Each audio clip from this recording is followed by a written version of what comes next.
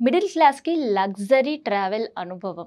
And దాంతో పాటు బడ్జెట్‌లో ట్రావెలింగ్ చేయాలి. లాంగ్ డిస్టెన్స్ ఎళ్ళాలి అంటే చాలామంది కూడా ఫస్ట్ వచ్చే ఆలోచన ట్రైనే. అండ్ వాళ్ళ ప్లానింగ్స్‌కి అనుగుణంగానే కొంతమంది నెల రోజులు, ఇంకొంతమంది 2 నెలల ముందుకి కూడా బుక్ చేసుకునే పరిస్థితి. ఎందుకంటే అప్పుడు బర్త్ కూడా కన్ఫర్మ్ అయ్యే పరిస్థితులు ఉంటాయి కాబట్టి. అందుకనే అండ్ ట్రైన్‌లో జర్నీ అంటే కంఫర్టబుల్ అండ్ దాంతో పాటు బడ్జెట్ ఫ్రెండ్లీ అని అనుకుంటాం. కానీ సేఫ్టీ ఎంతవరకు అనంటే ఔట్ ఆఫ్ 100లో 50% మాత్రం సేఫ్టీ లేదనే చెప్తుంటారు. ఎందుకంటే రైళ్లలో జరిగే పరిస్థితులు అట్లున్నాయి. ఇంకొంతమందేమో లైంగిక వేధింపులు, ఇంకొంతమంది దొంగలు. ఎప్పుడు ఎక్కడ ఏం దొంగతనం జరుగుతుందో తెలియని పరిస్థితి. చాలామంది ఫోన్‌లు పోగొట్టుకునే వాళ్ళున్నారు, బంగారాలు పోగొట్టుకున్నోళ్ళున్నారు, బ్యాగులు మాయమయ్యే పరిస్థితులున్నాయి. ల్యాప్‌టాప్‌లు ఎక్కడ పోయినాయో ఆచూకీ తెలీదు. రాత్రి పడుకున్నామంటే పొద్దున వరకు భోగిలో ఖచ్చితంగా ఏదో ఒక టెఫ్టింగ్ అనేది జరుగుతది. చిన్న వస్తువా, పెద్ద వస్తువా పక్కన పెడితే దొంగలకు కేర్ ఆఫ్ అడ్రెస్‌గా కొన్ని రైళ్లు మారే పరిస్థితులున్నాయి. ఇంకొంతమంది క్రిమినల్స్ ఏకంగా హత్యలు చేసే సిట్యుయేషన్స్ కూడా కేసులు నమోదైనయి చూసినాం. ఇవన్నీ మారాలంటే ఏం చెయ్యాలి అని సౌత్ సెంట్రల్ రైల్వే ఆలోచించింది. ప్రయాణికులకి ఇప్పటివరకు మనం బడ్జెట్ అండ్ దాంతో పాటు సేఫ్టీ ఉండేటట్టు ఏర్పాట్లు చేయాలనుకుందేమో. అందుకనే ఆ సేఫ్టీ ఎట్లా ఉంటది అంటే పోలీస్ మానిటరింగ్ చేస్తూనే ఉంటారు. ప్రతి బోగి దగ్గర ఆగినప్పుడల్లా అక్కడ పోలీస్ అధికారులు మనకు కనిపిస్తుంటారు. కానీ ఆ పోలీసులకు దొంగల ఏమైనా భయం ఉందా అంట? మనం లిస్ట్ ఔట్ చేస్తే ప్రతి ఏడాది అక్కడ జరుగుతున్న టెఫ్టింగ్‌లో, లేదంటే జోబు దొంగతనాల్లో, లేదంటే ఆర్నమెంట్స్ పోవడమో, లగేజ్ మిస్ అవ్వడమో, ఇంకా విలువైన వస్తువులను కాజేయడమో, ఇవన్నీ లెస్ చూస్తే మనకి అర్థమవుతది. అసలు పోలీసులంటే దొంగలకు ఎంత భయం ఉందన్న విషయం. అందుకని కేవలం పోలీసుల పైన మాత్రమే భారం బాధ్యత కాదు. రైల్వే కూడా ఈ భారాన్ని, బాధ్యతని ఇప్పటి నుంచి మోయబోతుంది. అందుకని విజయవాడలో డిఆర్ఎం నరేందర్ ఒక ప్రాజెక్ట్‌కి ఫ్లాగ్ ఆఫ్ చేసిండ్రనమాట. సో అదేంది అనంటే ఇప్పటి నుంచి సౌత్ సెంట్రల్ రైల్వేకి సంబంధించిన ఏదైతే జాగ్రత్తలు తీసుకుంటున్నారో సేమ్ అదే నార్త్‌లో కూడా తీసుకోవాలనే ఆలోచన.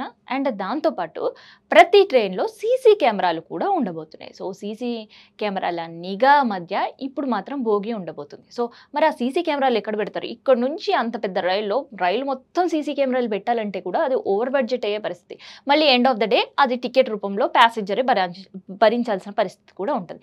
అందుకనే ఒక ఆలోచన చేసిర్రు విజయవాడకు సంబంధించి. ఆలోచన చేయడం మాత్రమే కాదు, పైలట్ ప్రాజెక్ట్ కింద అక్కడ ఉండే రైల్వే స్టేషన్‌లో ప్రారంభించిర్రు కూడా. సో రైలు ఎక్కే ప్రతి ఎంట్రన్స్ దగ్గర, ప్రతి ఎగ్జిట్ దగ్గర కూడా ఉండేటట్టు సీసీ కెమెరాలు అమర్చే పనిలో పడ్డారనమాట.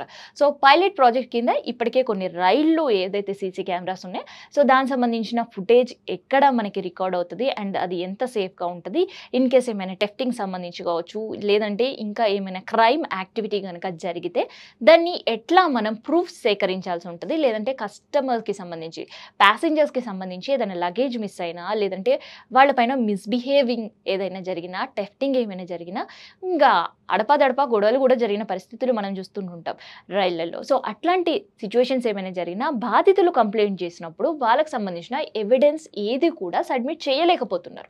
సో అండ్ దాంతోపాటు దానికి సంబంధించిన రైల్వే శాఖ పోలీస్ స్టేషన్‌లో వెళ్ళినప్పుడు కూడా వాళ్ళు కూడా హెల్ప్‌లెస్‌గా మారే పరిస్థితి. అందుకనే వీటన్నిటికీ చెక్ పెట్టాలి. అండ్ మెయిన్‌గా ట్రైన్‌లు క్రైమ్‌కి అడ్డాగా మారకుండా ఉండాలి. అంటే సీసీ కెమెరాలు మాత్రమే సొల్యూషన్ అని అనుకున్నారు. నిజంగా అధికారులు సీసీ కెమెరాలు మాత్రమే సొల్యూషన్ అనుకుంటే అక్కడి వరకు బానే ఉంది. కానీ సీసీ కెమెరాలు పెట్టి చేతులు దులుపుకుంటే మళ్ళీ కథ మొదటికొచ్చే పరిస్థితి ఉంటది. కేవలం సీసీ కెమెరాలు పెట్టడమే కాదు, మళ్ళీ ఆ నిఘా నేత్రాలను కూడా ఇంకొకరి పర్యవేక్షణలో ఉండాల్సిన అవసరం ఎంతైనా కనిపిస్తుంది. అండ్ దాంతోపాటు రికార్డ్ అయిన సంబంధించిన డాటా మళ్ళీ రిట్రీవ్ చేసుకోవడానికి కావచ్చు, లేదంటే విక్టిమ్స్ ఏమైనా కోల్పోతే అక్కడి నుంచి టెఫ్ట్ జరిగింది అని చెప్పడానికి కావచ్చు, లేదంటే ఎవిడెన్స్ ఏదైనా కావాలి అని అనుకుంటే దాన్ని చూపించే బాధ్యత అది విక్టిమ్స్‌కి అందించే బాధ్యత, లేదంటే దానికి సంబంధించిన అధికారులు, పోలీస్ అధికారులు ఇన్వెస్టిగేషన్‌లో భాగంగా చూసే అవకాశం కూడా కల్పించాలని నిర్ణయం తీసుకున్నారు.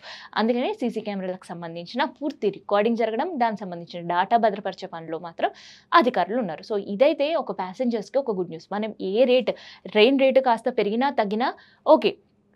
కానీ మనం ప్రయాణించే ప్రయాణం పూర్తిగా సేఫ్ అంటే మెంటల్ పీస్‌గా అండ్ హ్యాపీగా మనం జర్నీ చేసే అవసరం ఉంటది. ఇప్పటివరకు హ్యాపీ జర్నీ అని చెప్పే రైల్వే శాఖ హ్యాపీ జర్నీతో పాటు సేఫ్ జర్నీ కోసం ఇలాంటి డెసిషన్ తీసుకుందనమాట.